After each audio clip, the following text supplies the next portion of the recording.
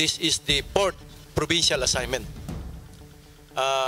Hindi naman ganun ka terrible or grabe ang situation dito sa Zamboanga del Sur. Unlike in Metro Manila, kaya kung papanood nyo sa news, halos araw-araw may mga sensational cases. On April 1, will be on online, lahat ng applicant online, and then they can easily facilitate and processing the clearance, releasing of the clearance. Ginagampanan namin ang trabaho regardless of what your status in life. At kami naman, kung magtatrabaho kami, kung sino man ang masagasaan namin, ito ay trabaho lamang. No?